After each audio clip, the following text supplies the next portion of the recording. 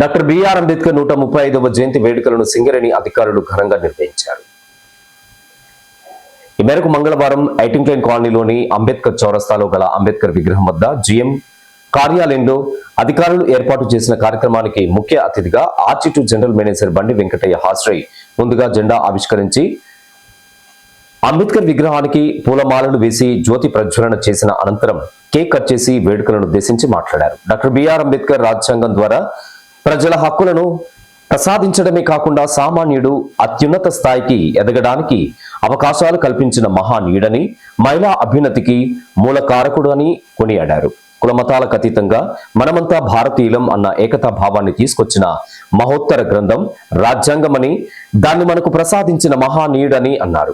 ఎక్కువ జాబ్ చేసే వాళ్ళు ఎవరు ఉన్నారంటే 48% ఓన్లీ తమిళనాడులో లేడీస్.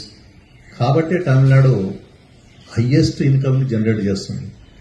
మన ఇండియాలో వచ్చే ఇన్కంలో 11.9% అది ఒకటే జనరేట్ చేస్తుంది. మిగతా దేశాలు ఏ రాష్ట్రం ఏది జనరేట్ చేయట్లేదు. అంటే ఎక్కడైతే లేడీస్ చదువుకుంటారో ఆ కుటుంబం వ్యవస్థ మొత్తం బాగుపడుతుంది. దీనికి మూల కారణం అంబేద్కర్ అప్పుడే గమనించేసేసి కంపల్సరీ చదవాలి. ఇకపోతే 44 ఆర్టికల్, రాజ్యాంగంలో 44 ఆర్టికల్ అంటే ఆదేశ సూత్రాలు.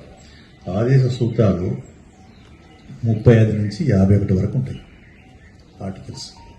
అందులో 44 union civil code UCC. UCC అంటే అందరికి కూడా ఒకటే కోడ్ ఉండాలి.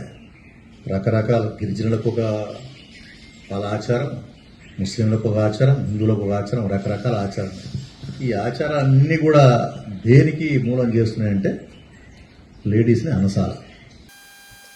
కార్యక్రమంలో ఏఐటీసీ బ్రాంచ్ సెక్రటరీ జిగురు రవీందర్, ఎస్వటు జిఎం మాళుత్ రాముడు, లైజన్ ఆఫీసర్లు సంతోష్ కుమార్, ఫణి కుమార్, ఏజీఎంలు అరవిందరావు, రామ్రెడ్డి, రాజాజీ, బొక్కల శ్రీనివాస్, పోచయ్య, శంకర్ నాయక్, ఎస్ తిరుపతి, పెరిక మనోహర్, మొగిలి, అధికారులు, కార్మికులు అధిక సంఖ్యలో పాల్గొన్నారు.